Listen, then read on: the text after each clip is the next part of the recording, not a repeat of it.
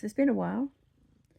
Thought I'd just drop a little video because I've had a baby. Not this one. I've had this one 4 years. 5 maybe. Yes. Finally getting some attention. Oh. Now I wanted to talk about cluster feeding because I am breastfeeding my 7-week-old and I've also breastfeeding my, well, he's now nearly 3, so I've been breastfeeding him nearly 3 years. So technically I'm tandem feeding, and I've got to be honest, you could say I'm a bit, professional breastfeeder. Like, I know what it feels like. I kind of like have gone through the breastfeeding journey, and now my little girl is breastfeeding and she's cluster fed a couple of times. Oh, there was one day I just wanted to cry. And I think it's because of all the hormones surging as your body is being told to make more milk to match her growing needs as the milk changes. But it was about when she was about 3 weeks old and she was just feeding. But this is how it went. Feeding, burping, crying, put her down, feeding for 8 hours solid, and I was by myself because my husband works nights. And I've got, 2-year-old who I'm also trying to look after, and we're all living in one room. So it was very tricky. She didn't want to go in the sling either, because we found out that she also had like a silent reflux. So silent reflux is when the milk is coming up their feeding pipe, their esophagus, and it, because they're sphincter, so like it's a bit immature. They call it immature in newborns, and so it's easier to come up and rise. There's obviously going to be an anatomical reason. There's going to be a reason why sphincters are looser in newborns. Probably something to do with like not overfeeding or something. There must be a reason anyway. With a lot of things they will say that things are immature when it's like probably mature. Anyway, I'm getting into like what we call normal. It's not normal, and what we call abnormal probably is normal. Anyway, the point is silent reflux isn't when they're obviously puking, but they're actually, it's coming up and they'll swallow, and often characterized by like maybe positing milk in excess, and also can be associated with wind, like trapped wind. So being very irritable, hard to settle, discomfort, refluxes, arching your back, not your back necessarily, the baby's back. So arching the back and like tight fists. So I would say that my little girl looked like, if anyone's seen the Hulk movie, when the ordinary man, is it Eric Banner, just starts going and like then like erupts into the Hulk, and like the shirt rips and like all the muscles grow. That's how she looked. And like as Eric is changing into the Hulk, like he like looks and his eyes are like no, and that's kind of how I describe reflux in my baby. It's very distressing for her and for me. It was sad, because like she's distressed and you can't soothe her because you're trying to do everything, trying to burp and everything. It's not working. Anyway, so that's reflux symptoms. So it took a while to realise that that's what was happening. And then we had cluster feeding, so that meant like just couldn't settle her, and she was crying and I'm holding her and she's burped and like I'm holding her in my arms upright because you keep them upright after they fed, because lying them down soon after feeding can worsen reflux. And it's just crying, and her crying is so triggering because that's what it's designed to do. It's designed to call you over. It's a signal for help. So it's a perfectly good cry, but it's just really triggering when you're doing everything you can and your baby is in distress still and not settled, as I'm sure many of you have experienced yourself. I didn't really experience this with my son. My son, the boob fixed everything. Any problem, boob sorted, done. And interestingly enough, my son has tongue tie, which we never got sorted because when I say sorted, I don't even like that terminology. They can offer a tongue tie snip. I can't say it. So anyway, it's they literally cut it with a pair of scissors, and that's to release the tongue forward. But actually, it's not very efficient at increasing.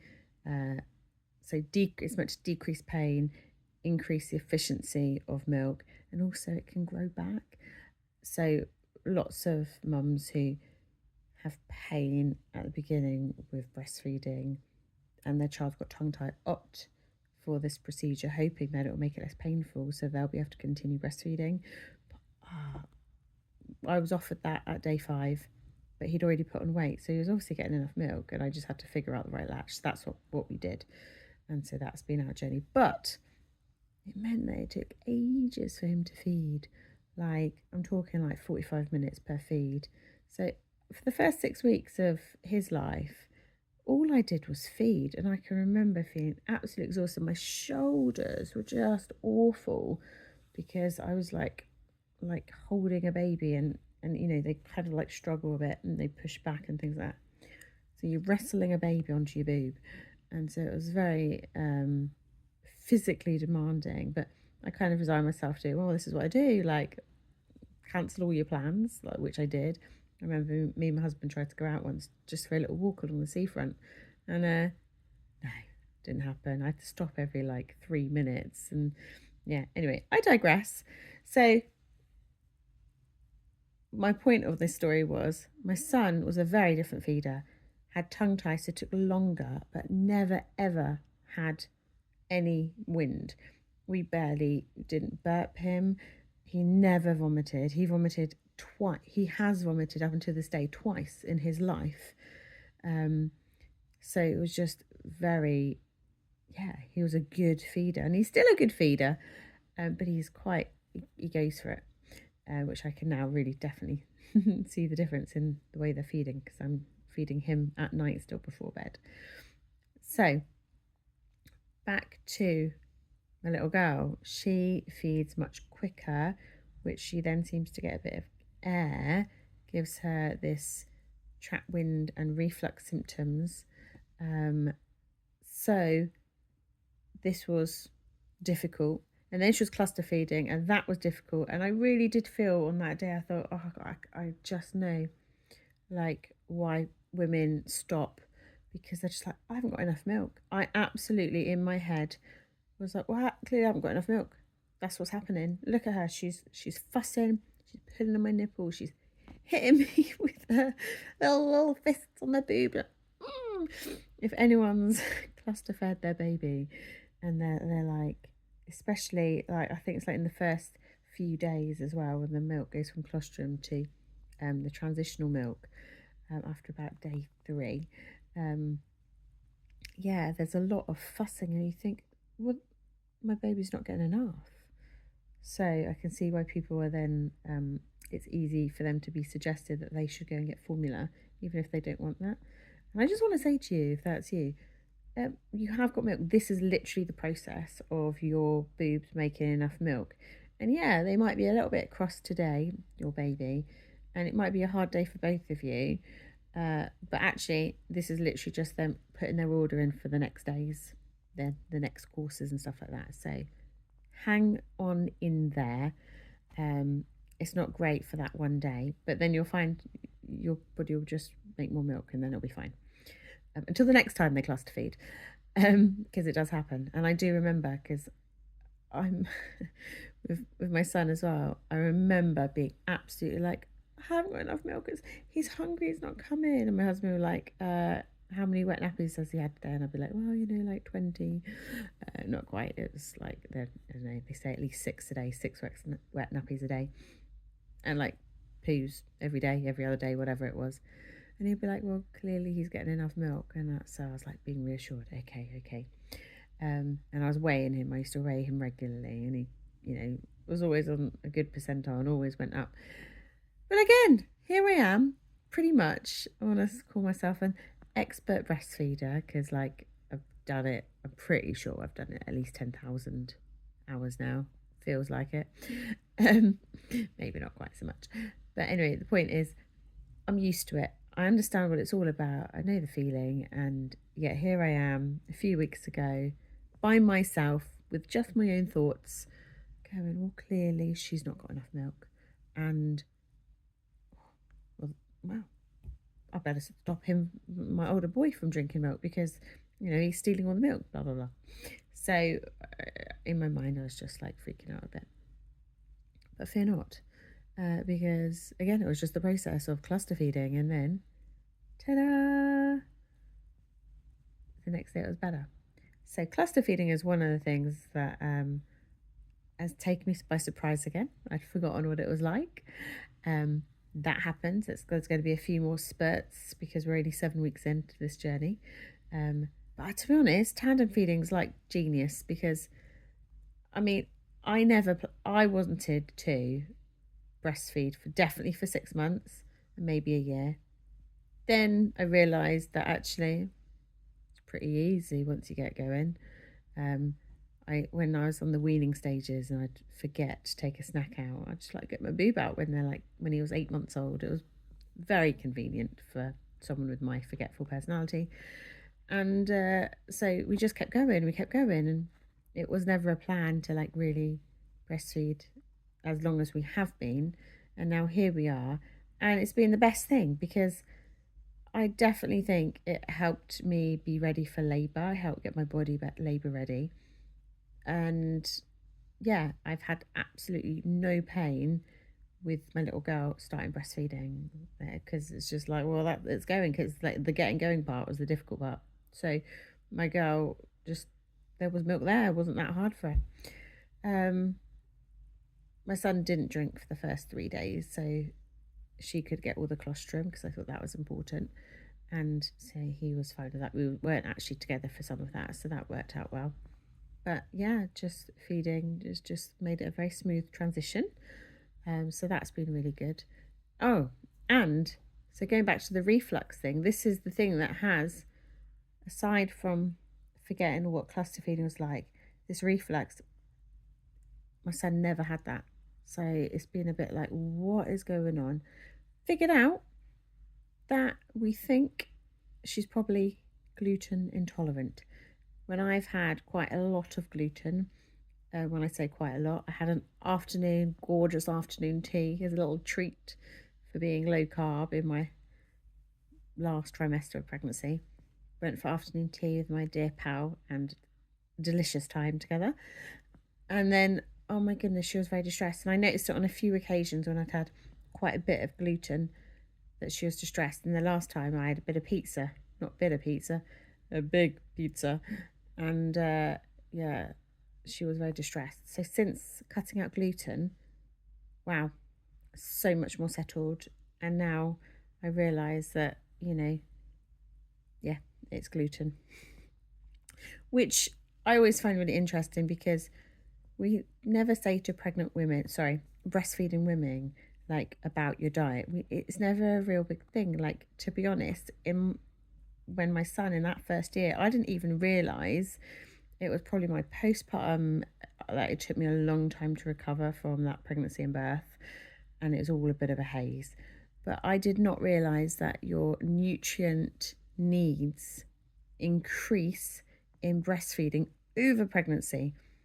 So I stopped taking my multivitamins, or no, hang on, no, yes, I stopped taking them I was very lackadaisical with them. I just thought, oh yeah, I've got some left over, I take some. I was only taking one, and you meant to take 2 for the dose, because it wasn't something that was in the forefront of my head. I didn't realise how much nutrients your body needs, which is in greater number than when pregnant. So absolutely crazy. So now I'm aware of that. So my diet is way much better. Well, just generally my diet is better. But we never tell women this. We never tell pregnant women. Sorry. It's been a long day. never tell breastfeeding women like eat nutrient dense food. Like we talk, you know, the NHS talk a little bit about what not to eat in pregnancy, but they don't tell you what to eat for breastfeeding. And I'm on a couple of groups, and breastfeeding women tend to find it a bit harder to lose weight because they're eating so much, because they're hungry, because your body's needing more calories. But when we're eating the wrong kind of calories, like more like empty calories, so not nutrient dense food, you're just eating calories because you're hungry, then you're going to put on weight because you're eating more calories, but not the nutrients your body needs, because your nutrients are being depleted by producing the breast milk. And when you find out that for some babies, their cow's milk, they've got allergy to cow's milk protein, so that's common. So that's a common thing if kids, babies are having problems with their feeding at the breast, and you know, you can tell in the nappy issue. So our reason that I was like, oh, so very, very, very gassy. And also one time after I'd had gluten, mucousy, and I was like, no, that's not right, with the discomfort.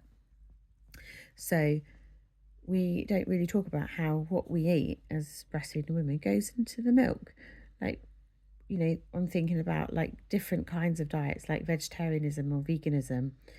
You know, the food and the quality of the food that we're eating, you know, we kind of know about processed food isn't so good to eat, excess sugar, but we don't talk about how our food does go through the milk.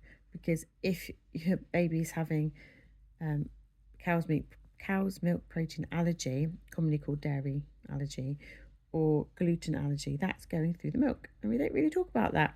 And it's like a learning curve, and it's only because I'm a bit more, I don't know, a bit more proactive, that I've been able to look at, go, know what was wrong, because I've already breastfed before, and I've been looking into like nutrition and stuff like this for a little while. So I'm a bit more informed, maybe, than, especially in the first time mum. I'm more informed than I was as a first time mum. But I was able to identify that something wasn't quite right. Not had to go to, you know, haven't need to go to the doctor, who doesn't really give you the great advice normally, and being able to like go to my network and figure out, actually this is probably what it is.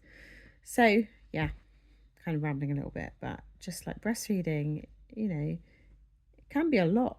And even when you've done it before, these things just come up and you're like, oh gosh, this is a new venture of learning that I need to take on.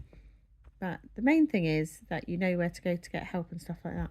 So I'm very fortunate, I feel, with that. I do have people that I can ask for their input, as well as just using your intuition. And that, I think, only grows as you are being a mother.